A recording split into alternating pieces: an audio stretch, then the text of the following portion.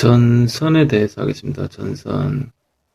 그래서 전선은 글자 그대로 정의는 상당히 어렵습니다. 정의는 기온이 다른 두 기단이 만나는 게 전선면인데, 이 전선면과 지표의 교선 막 이렇게 아주 정의가 복잡하고 길어요. 그래서 기온이 다른 두 기단이 만나가지고 그때 생긴 면이 지표와 이루는 선이다 이건데, 말로는 뭐 별 도움 안 되고 직접 그림을 보도록 하겠습니다.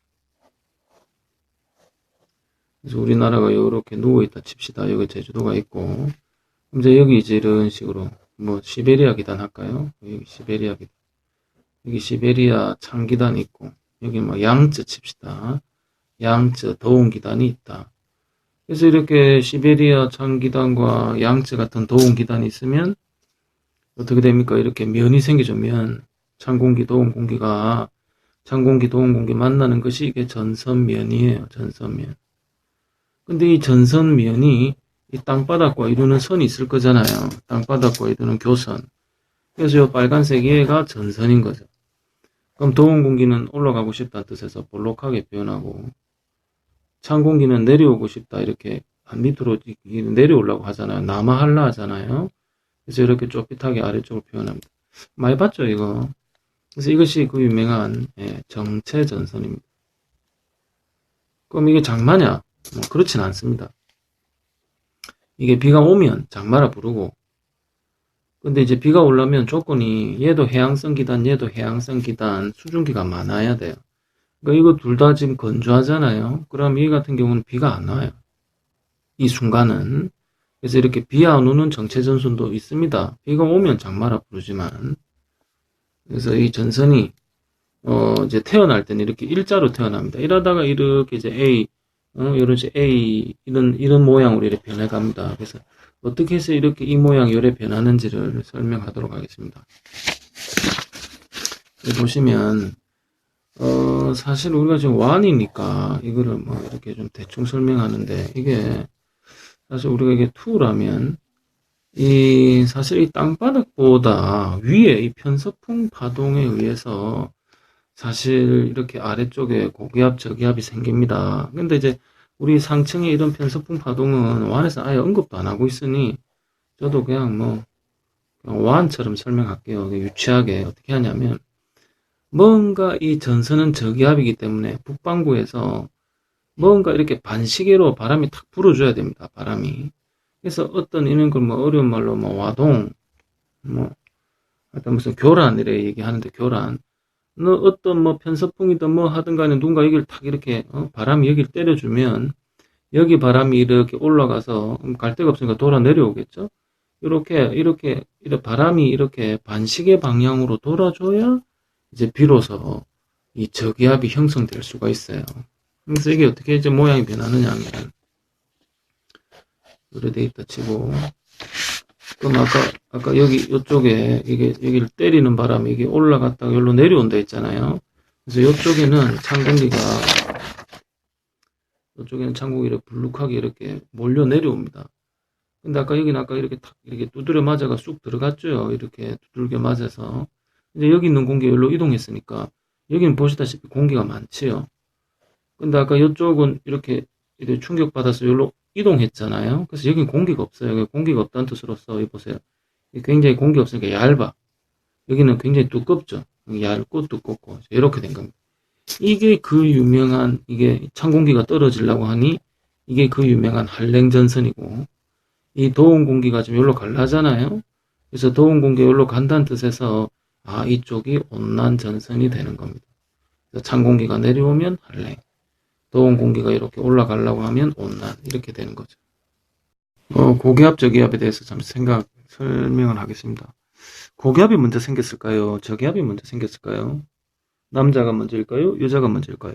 알이 먼저일까요? 닭이 먼저일까요? 그런 질문 똑같는데, 고기압, 저기압은 동시에 생겼고, 남자, 여자도 동시에 생겼고, 알과 닭도 동시에 생긴 겁니다. 그래서 어떻게 되냐면, 저기압만 설명할게요. 저기압은, 중학교 때 한 건데 설마 모르시는 분 있을까 싶어서, 우리 기압이라는 건 말이죠. 우리 일기압 있죠. 우리가 살고 있는 일기압은 1013헥토파스칼입니다. 근데 1기도에 그리는 이 기준은 1기도에 그리는 기준은 1013으로 하지 않고 1000을 기준으로 해요. 그리고 4헥토파스칼 간격으로 그리게 되어 있습니다. 그리고 너무 당연한 게 바람이라는 것은 공기 이동이니까 공기가 많은 고기압에서 공기가 적은 저기압으로 이동하게 되어 있죠. 당연한 거 아니겠어요? 그래서 바람이 이렇게 들어가요. 바람이 저기압이니까 들어가야 되잖아요. 근데 그냥 안 들어가고 약간 이렇게 비스듬하게 진행 방향의 약간 오른쪽 45도 방향 진행 방향의 오른쪽으로 바람이 들어갑니다. 우리 지상에서 지표에서는. 그래서 이걸 유식한 말로 반시계 모양으로 공기가 모인다 해서 수렴이다 이래 불러요.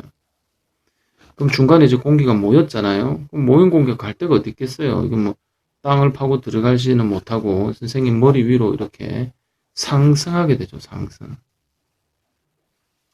그럼 상승하게 되면 이제 여기서 약간 설명을 좀 해야 되겠습니다. 중학교 때 했는데 여러분 까먹어서 그래요. 뭐냐면 풍선이 이렇게 있는데 1기압의 풍선이 이걸 풍선을 위로 올렸어요. 풍선은 여전히 1인데 주변에는 이제 공기가 없죠? 공기가 없으면 기압이 떨어집니다. 여러분 중력 때문에 공기는 땅에 높고 위로 갈수록 공기가 없습니다. 그럼 풍선은 1기압인데 주변이 0.9라면 0.9가 될 때까지 균형을 맞출 때까지 팽창을 하겠죠. 그래서 위로 상승하게 되면 분명히 이렇게 열을 주지 않았음에도 불구하고 열을 주지 않았다. 단열했음에도 불구하고 팽창을 합니다. 근데 에너지를 전혀 공급받지 않은 상태에서 팽창이라는 건 일을 한 거거든. 팽창이라는 건 짝지를 민 거단 말이에요, 주변을. 그래서 에너지를 공급받지 않은 상태에서 팽창한다는 거는 자기 내부 에너지를 쓴 거예요. 그럼 결국 뭐 온도가 떨어지겠죠. 그래서 기온이 내려간다. 그래서 기온이 내려가서 결국 이슬 점에 도달하면 이슬 점은 이제 이슬이 맺혀지는 온도죠. 그래서 이슬이 맺히는 온도에 도달하면 그 유명한 물이 생깁니다. 물. 수증기가 물 되는 거죠. 그래서 물, 김, 안개, 다 똑같은 말입니다. 뭐 이슬, 다 액체 아닙니까? 액체. 그러니까 이런 식으로 저기압은 구름, 물이 구름이니까 이렇게 김, 안개, 구름이라는 게 생기게 됩니다. 그래서 저기압은 상승한다는 게 굉장히 중요합니다. 상승하게 되면 이렇게 구름이 생깁니다.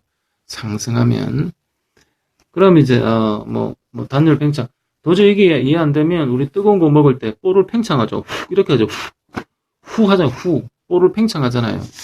그럼 좀 억지스럽지만 설명해 보자면 이렇게 사람이 볼을 이렇게 이렇게 볼을 후 팽창하면 이렇게 찬바람 나오잖아요. 해보세요. 후 이렇게 그래서 볼을 팽창하면 이렇게 찬바람 나와요. 이제 이게 단열 팽창의 뭐 대표적인 예고 팽창으로 온도 떨어뜨리는 건 에어컨도 있고 냉장고 냉매도 있고 우리 주변에 많습니다. 그래서 이렇게 팽창하면 열이 온도가 내려간다. 주변에서 열을 주지 않았는데도 팽창했기 때문에 이제 에너지를 쓰고 이렇게 차가워지게 됩니다. 이제 다음에 왜 이렇게 그건 반시계로 들어가느냐면 북반구름 있잖아요. 우리 지구가 있으면 우리 요렇게 속칭 반시계 자전 서에서 동으로 지구가 자전하잖아요. 그럼 내가 A에서 B에서 로켓을 쏘고 싶다 이렇게 분명히 난 좀 위로 쏘고 싶어요. 근데 로켓을 쏘는 동안 지구가 자전해. 지구가 자전해. 난 분명히 좀 요 위로 쏘고 싶어요. 요 위로. 그래서 난 분명히 위로 쏘고 싶습니다. 보세요. 이 위로. 근데 미사일이 날아가는 동안 어떻게 돼? 지구가 도는 거야. 그러니까 이렇게 되는 거예요. 천천히 해볼게요. 분명히 위로 쏘고 싶어. 이렇게 이 사람 쪽으로 쏘고 싶은데 어떻게 지구가 이렇게 돌아 반시계로. 그러니까 진행 방향의 오른쪽으로 휘잖아요. 그래서 바람이 들어가는 게 아니고 진행 방향의 오른쪽으로 바람이 휘게 됩니다. 이렇게 설명하는데 아까 원칙으로 아까 그림이 어떻게 생겼었어요. 이게 아까 이렇게 3D 되어 있고 우리나라 누워 있으면 아까 찬 공기 이렇게 불룩하게 내려오고 여기는 아까 뜨거운 공기 두드려 맞아가지고 쑥 들어갔었죠. 그래서 아까 이렇게 되더라.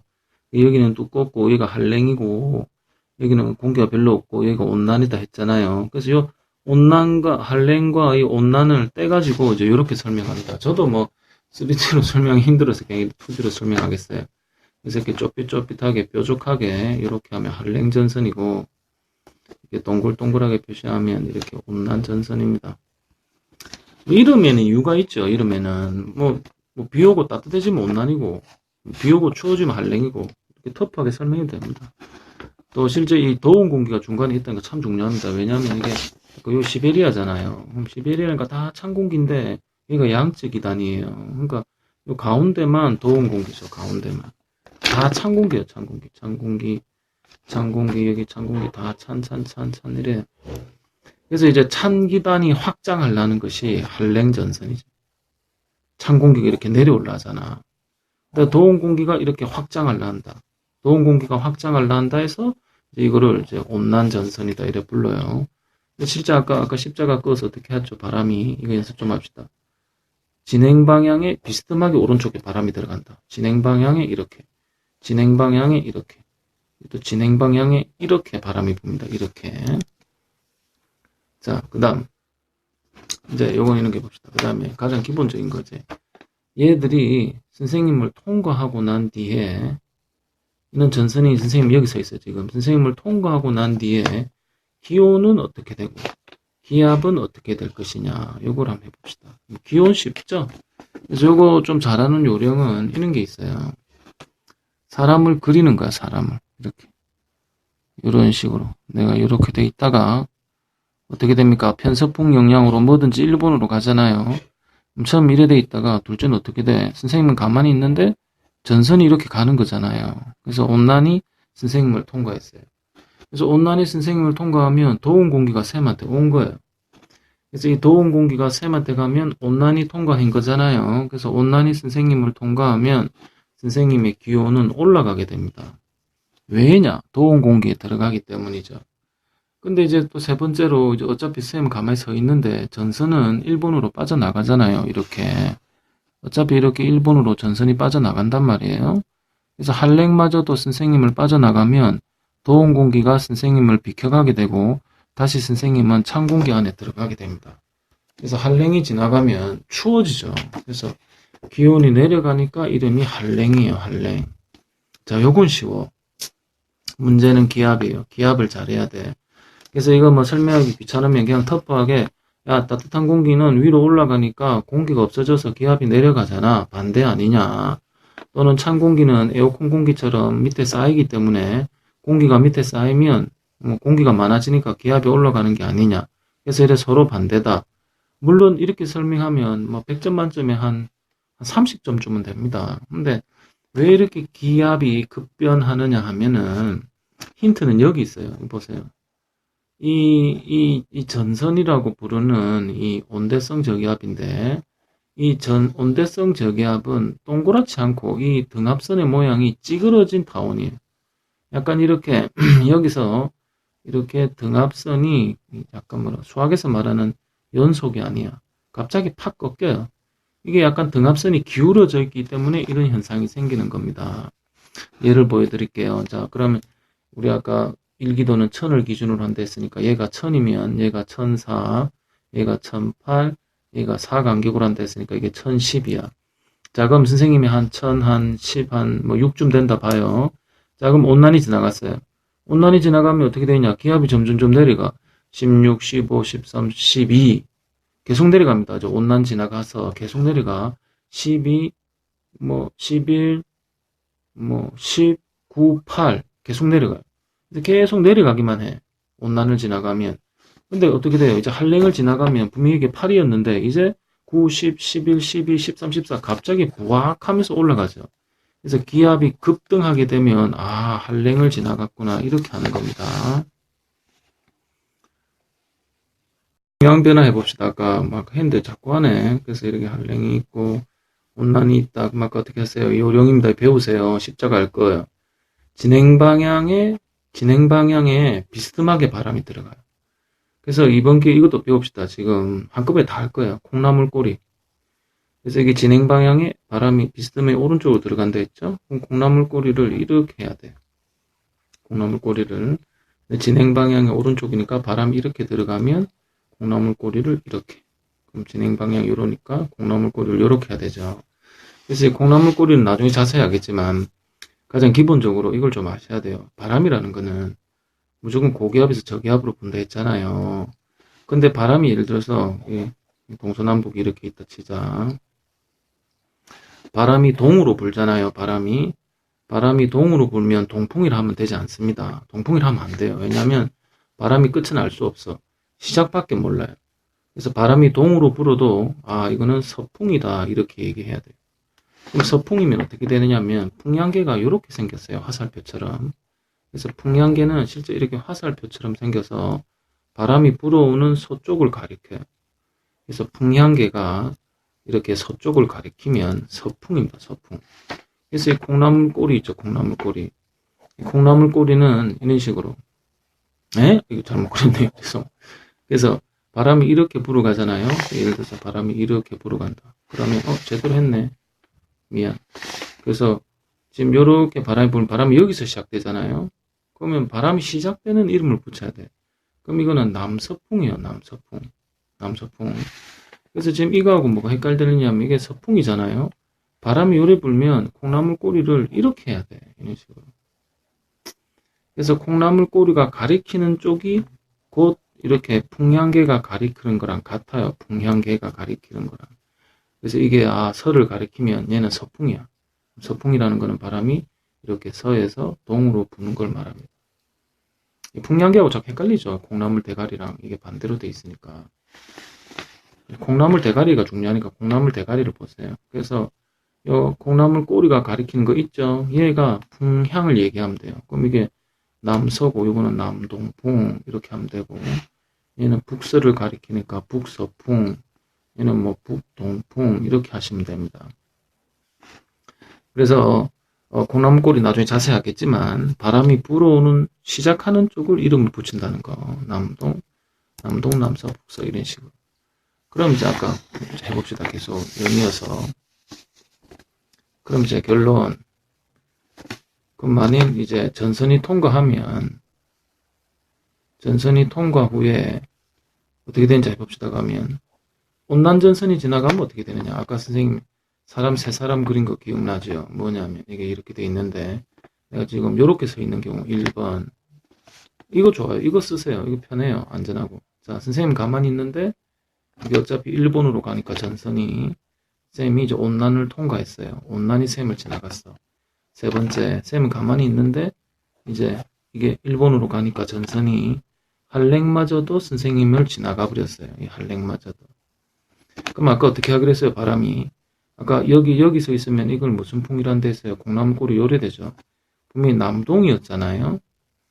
그런데 이제 이 온난이 지나가게 되면 바람이 요렇게 돼. 남서로 바뀌어.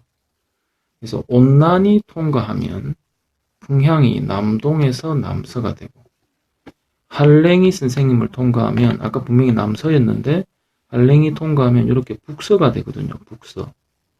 그래서 이거 꼭 기억하셔야 돼요. 뭐 기억하는 게 아니고 외우는 게 아니고 그냥 이 너무 당연한 거죠. 남동, 남서, 북서 이렇게 풍향이 변하는 겁니다. 그래서 이게 잘 안 되시는 분은 십자가 하는 거 있죠. 연습 좀 하세요. 어떻게 하느냐. 진행 방향의 오른쪽으로 끊는 거야. 진행 방향의 오른쪽 비스듬하게. 진행 방향 오른쪽, 진행 방향 오른쪽. 그럼 남동풍에서 온난이 지나가면 남서가 되고 한랭이 지나가면 이렇게 북서가 되죠. 남동, 남서, 북서. 이거 연습 좀 하세요. 알겠습니다. 사실 이런 이렇게 동영상으로 강의를 올리는 것은 사실 한계가 있다는 건 저도 압니다. 그래서 옆에서 과외하는 게 제일 효과가 크죠. 그 다음에 이제 칠판에서 이제 질문을 받아가면서 설명을 하는 건데, 사실 이렇게 이제 동영상 강의는 이런 팁이 정말 중요합니다. 그래서 여러분이 재수, 삼수, N수생이라면 기본 내용 설명하지 않고 이렇게 팁만 설명해도 사실 수능 문제, 20문제 중에 한 15개 이상은 맞출 수 있어요.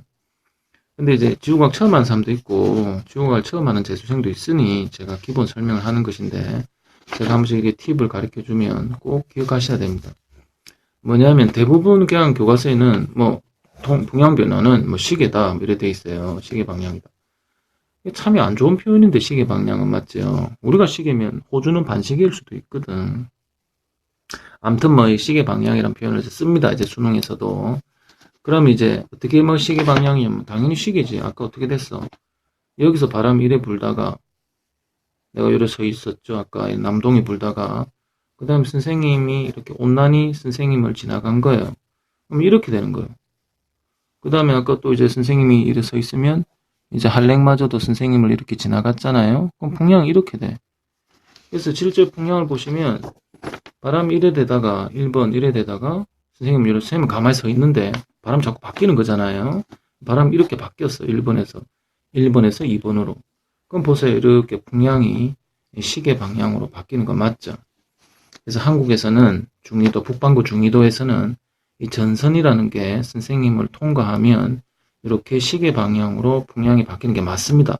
자, 여기까지는 너무 노멀하죠. 이게 노멀한데 노멀한 게 잘 안 나와요. 그래서 요즘 어떤 게 대세냐면 전선이 선생님을 통과하면 99.999가 그냥 시계 방향으로 풍량이 바뀌게 돼 있어요. 전선이라는 게 선생님을 지나갔잖아. 봐봐요. 온난이 지나갔고 한랭이 지나갔잖아요. 근데 그렇지 않고 만일 저기압이 이렇게 될 수도 있어요. 굉장히 쉬워. 요긴하니까 잘 보세요. 굉장히 요긴하게 써볼 수 있습니다. 저기압 중심이 어차피 저기압은 일본으로 이렇게 빠져나가게 돼 있습니다. 이렇게 온난전선, 한랭전선이. 근데 방금처럼 선생님이 이렇게 아래에 서 있으면 이렇게 아래, 저기압 중심의 아래에 서 있으면 당연히 시계죠. 이래 되다가 바람이 이래 되고 이래 되니까 시계지. 이걸 좀 더 쉽게 설명해 볼게요. 이건 태풍에서도 써먹을 수 있으니까 꼭 기억하세요. 정말 요긴한 팁입니다. 저기압이 일본 쪽으로 빠져나간다. 저기압이 일본으로 빠져나가고 있을 때 저기압의 아래쪽에 놓인 아래쪽 저기압의 아래쪽에 놓인 사람의 풍량 변화는 시계입니다. 시계. 왜 시계냐?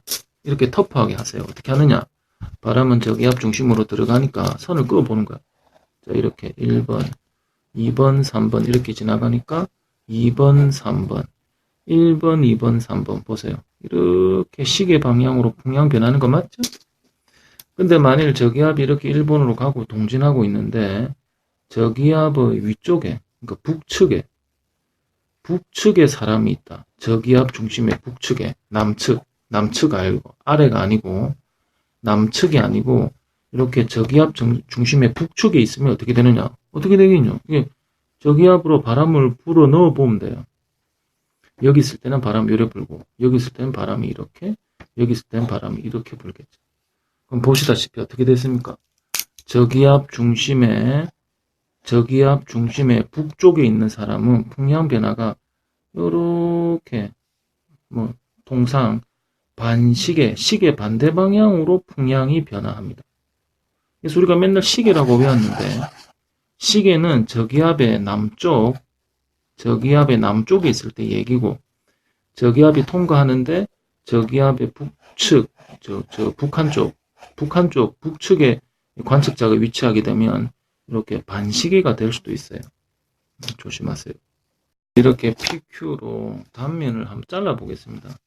이제 이렇게 PQ로 자른다는 것은 원래 어떤 그림이냐면 아까 한랭전선은 이렇게 불룩하고 온난전선은 이렇게 공기가 별로 없죠. 한랭은 이렇게 많은데 PQ를 자른다는 것은 이렇게 자르는 거죠. 이렇게 PQ 이렇게. 왜냐하면 이렇게 한랭전선이 있고 여기 온난이 있는데 여기 가운데를 자르는 거죠. 가운데.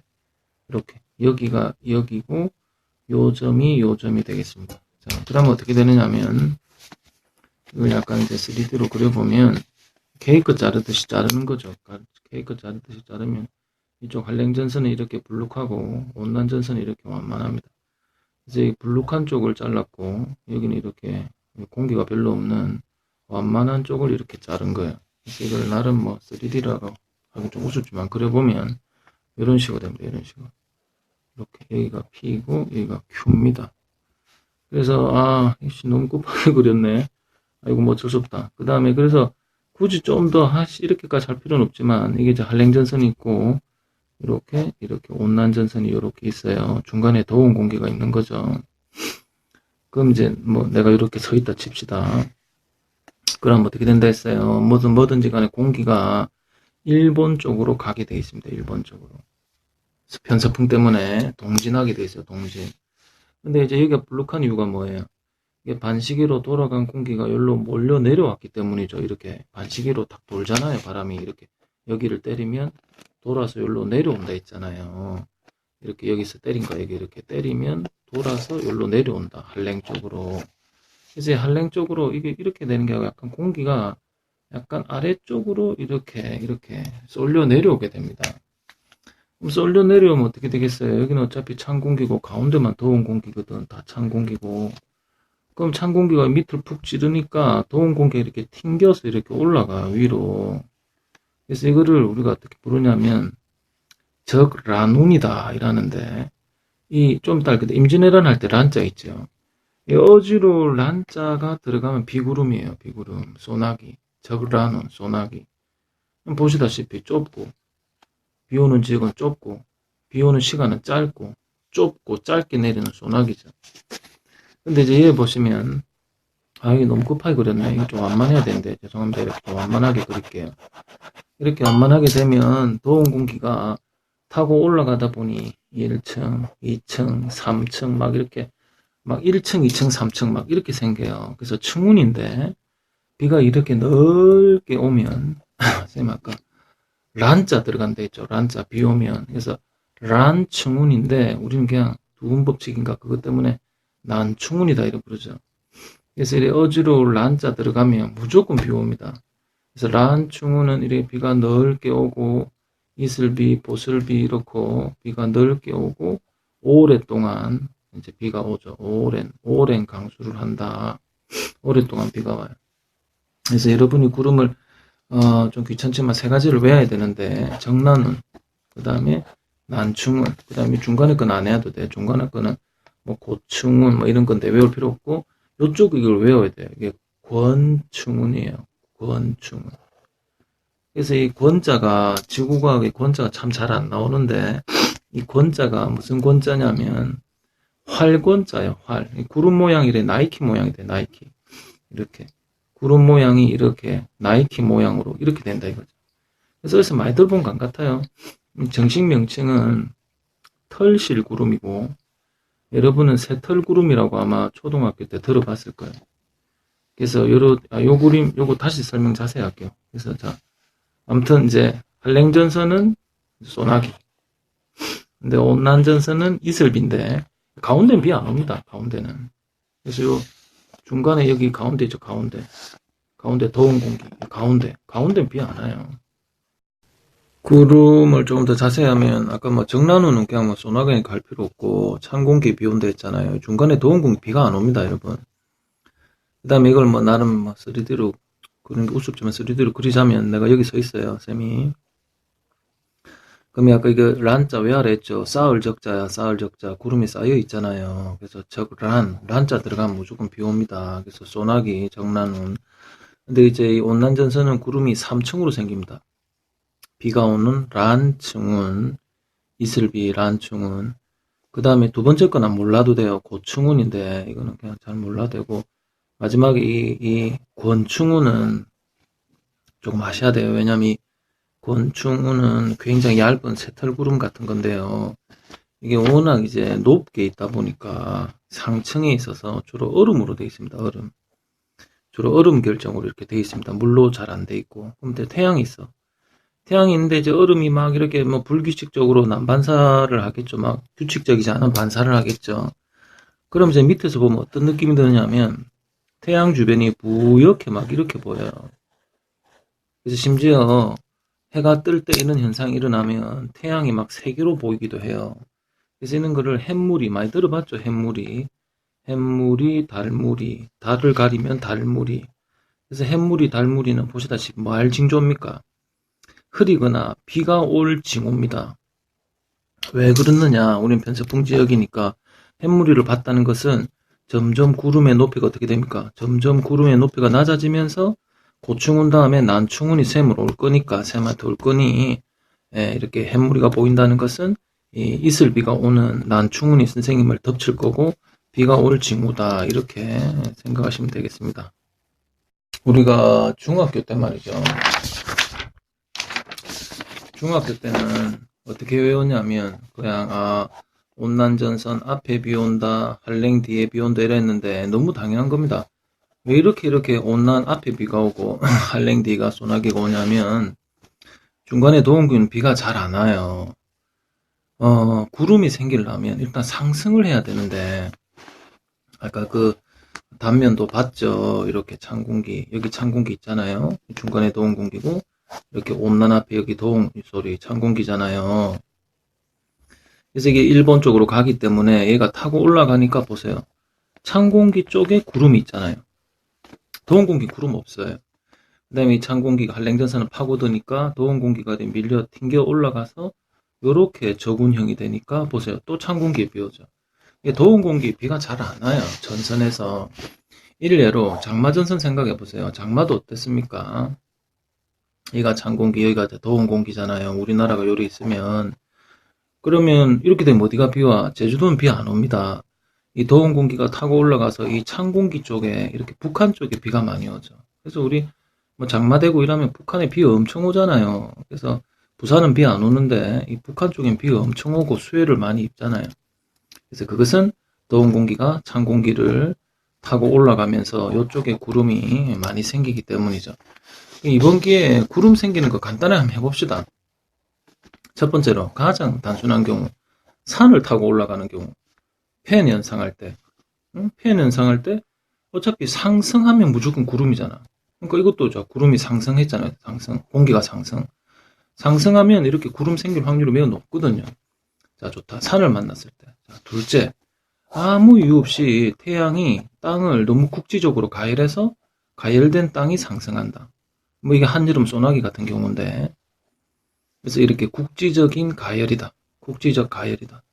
그래서 한여름 소나기 뭐 이런 거. 이게 또 상승이죠. 또 그다음 또 상승 뭐 있어요? 방금 한 거, 전선 같은 거. 저기압 중심에 바람이 불어 들어가서 모인 공기가 갈 데 없으니까 위로 상승했죠. 그래서 저기압 중심이 이렇게 상승한다. 그 다음에 이제 방금 이 전선처럼 뭐 물론 전선도 저기압이지만 이렇게 찬 공기, 더운 공기가 만날 때 찬 공기, 더운 공기가 이렇게 만나면 찬 공기가 이렇게 밑으로 파고들면 더운 공기가 상승하기도 하고 또는 완만하게 찬 공기가 이렇게 누워있을 때 더운 공기가 만나면 이렇게 타고 올라가죠. 그래서 이렇게 크게 네 가지입니다. 네 가지. 산 만나는 경우, 국지적으로 가열되는 경우, 저기압 중심, 찬 공기, 더운 공기 만날 때. 하여튼 결론은 뭐냐? 상승해야 구름이 생긴다. 상승해야 상승. 반대로 하강하게 되면 구름이 말라서 없어져요. 이렇게 하강하면. 하강하게 되면 오히려 건조해지고 구름이 없어집니다. 그래서 상승해야 구름이 생기니 보시다시피 더운 쪽 이쪽보다는 이쪽 찬 공기 쪽에 이렇게 더운 공기가 상승했잖아요. 그래서 한랭전선 뒤가 비가 오고 온난전선 앞이 비가 오고 이렇게 된 겁니다. 전선이라는 것이 영원히 사는 게 아닙니다. 나중에 하겠지만 여러분 옥상에 공을 떨어뜨리면 어떻게 됩니까? 공이 영원히 굴러갑니까? 아니잖아요. 언젠가 멈추죠. 이건 좀 이따 설명하겠지만 그래서 이 전선 이 전선이 저기압의 수명은 그렇게 길진 않지만 하여튼 며칠은 갑니다. 며칠 수일은 중간에 더운 공기 여기 이슬비가 넓게 오고 여기 소나기가 지금 좁게 오고 있습니다. 여러분 살다가 이런 적 있습니까? 이슬비가 오다가 갑자기 맑았다가 그 다음에 소나기 오고 추워지는 경우 평생 한 번 아니면 두 번이에요. 왜냐? 우리나라는 이 형태로 잘 오지 않아요. 심지어 전선마저도 메이드 인 차이나예요. 전선은 차이나에서 만들어져서 우리나라에 오면 이렇게 오지 않고 회색이라는 걸로 오게 됩니다. 무슨 소리냐? 아까 이게 찬 공기는 한랭전선이 밑으로 막 찬 공기가 떨어지는 게 한랭이라 했잖아요. 그래서 이 한랭전선의 이 확장 속도가 굉장히 빨라요. 한 버스 속력 한 60km 정도 이 정도 됩니다. 근데 온난은 뭐 그냥 뭐 편서풍 때문에 떠밀려 가기 때문에 느려요. 한 30km 뭐 이래요. 그래서 결론은 어떻게 되느냐? 어떻게 되긴요. 이게 빠르니까 위에서부터 만나는 거죠. 이렇게 위에서부터. 그래서 만나면 어떻게 되느냐 하면 두 가지가 있는데 한꺼번에 다 설명할게요. 자, 가운데가 막 따뜻하니까 16이라 칩시다. 근데 요즘 다 추워요. 근데 해필 여기 가면 한 13쯤 되고 이거 말 14가 됐다. 어차피 찬 공기인데. 그러면 이거 어떻게 되겠어요? 이게 이렇게 돼 있는데 얘가 14고 가운데가 16이고 얘가 13이야. 그러면 이제 한랭전선이 온단 말이에요. 그럼 13, 14가 만나면 어떻게 되느냐, 결론. 13이 차가우니 밑에 깔리고 조금이라도 가벼운 14도가 올라타게 됩니다. 그래서 온난 라인이 살아있죠, 온난 라인. 그래서 이런 걸 뭐라 하느냐 하면 온난형 배색이다. 하지만 우리나라에서는 이거를 잘 보기가 드물어요. 우리나라에서는 어떻게 되느냐 하면 주로 이렇게 됩니다. 우리나라는 오히려 여기가 차가워요. 16, 가운데는 16. 온난 앞이 한 14다. 뭐 이렇게 돼요. 우리나라는. 그래서 이렇게 우리나라에 오는 배색은 대부분 한량형 배색인데 가운데 16이고 이제 요가 이렇게 13도. 13도짜리 이렇게 와. 그럼 어떻게 되겠어요? 13도짜리가 무거우니까 가라앉고 14도짜리를 부수면서 들어갑니다. 위에는 당연히 뜨거운 공기가 있고. 그래서 이렇게 한랭이 살아있어요. 한랭이. 그래서 이런 걸 한랭형 배색이라 하고 우리나라의 대부분 배색은 한랭형 배색입니다. 그래서 배색이 무슨 뜻인 줄 알겠죠? 벌어질 색자예요. 굉장히 어려운 뜻인데 갭이 갭. 벌어짐이 크로스 된다. 벌어져 있잖아요. 이렇게 벌어져 있는데 이게 크로스 된다. 다 낀다 이 말이죠. 그러면 정말 이거는 진짜 참고입니다. 수능과 관계없는데 자 요게 가운데 15고 이게 11이고 10이라 치자. 그러면 한랭이 더 차갑잖아요. 그럼 한랭형 배색이 되는데 어떻게 되냐면 위에서부터 만나. 그래서 한랭형 배색은 어떻게 생겼냐면 진짜 한랭 라인이 살아있어요. 이렇게. 그리고 여기는 만나니까 배색 전선은 볼록 조빗을 같이 그려줘야 됩니다. 볼록 조빗을. 여기 있는 볼록과 여기 있는 뾰족한 게 합쳐지기 때문에 볼록과 뾰족이 합쳐져요. 그래서 한랭형 배색은 한랭형 라인이 살아있고 온난이 이제 약간 살아있어. 그럼 이제 어떻게 되겠어요? 조만간에 한랭이 이거마저도 다 덮치겠죠. 이게 이제 한랭형 이제 배색이다. 온난형 배색은 뭐 예를 들어서 여기가 11이고 여기가 13이고 여기가 15다. 여기가 차갑잖아요. 그러면 어떻게 되냐면 이 이제 온난형 배색이 되는데 그러면 온난 라인이 살아있어요. 이렇게. 중요하진 않아요. 그냥 구분하는 방법인데 구분하는. 그래서 이제 위에서 만나니까 이렇게 위에서부터 만나죠. 전선이. 그래서 볼록, 뾰족, 볼록, 뾰족 이렇게 배색이 되고 그 다음에 아직 이제 한랭이 아직 안 만난 거야. 여기는 아직 안 만나서 이렇게 아직 갭이 사이에 좀 벌어져 있어요. 그리고 비는 어떻게 오느냐? 비는 뭐 당연한 거 아니겠어요? 여기 이제 이슬비가 앞에 오고 뒤에 소나기가 오니까 앞뒤에 비가 다 와요. 이것도 이슬비가 앞에 오고 뒤에 소나기가 이래 오니까 앞뒤에 비가 다 오게 됩니다. 배색전선 좀 잘 보는 방법인데요. 어렵죠. 배색전선 구름 사진 분석하는 자체가 어려워요. 좀 보면 이게 뭐가 이렇게 막 말려 있잖아요. 이렇게. 그래서 막 머리가 이렇게 말려 있는 것은 여기가 벌써 배색이 된 거예요. 이런 식으로 여기가 배색이 된 거지. 볼록조빛이 이래 있는 거야. 볼록조빛이. 막 이렇게 볼록조빛, 볼록조빛. 이래 되고, 아직 뭐 온난이 아직 약간 요렇게 돼 있다든지 뭐 이런 식이에요. 그래서 내가 왜 쌤이 이래 함부로 이렇게 판단하냐면, 한랭만 구름이 뚜렷합니다. 한랭만. 그래서 어떠한 배색 전선이든지 간에 뭐 배색이 뭐 이래 있다 칩시다. 뭐 이래 말려 있다 치죠. 볼록조빗이 이런 식으로. 한랭 쪽에만 구름이 뚜렷해요. 한랭 뒤가 소나기니까 한랭 쪽에만 뚜렷하고 온난은 사실 구분이 잘 안 돼. 그래서 여기서 한랭이 이렇게 있다 밖에 몰라요. 이렇게 여기 한랭이 이렇게 있어요. 온난은 어디 있는지 몰라요. 온난은 막 여기 있을 수도 있고 구름이 막 엉망으로 되기 때문에 이 요령이 있어요. 요령이. 그래서 이런 전선 구름은 이 한랭의 소나기 구름만 좀 뚜렷하게 구분되기 때문에 여기에 한랭 전선이 있어요. 요령 알겠죠? 구름 앞쪽에 이렇게 한랭 전선이 있다. 이거 말고는 뭐 특별히 방법이 없네요.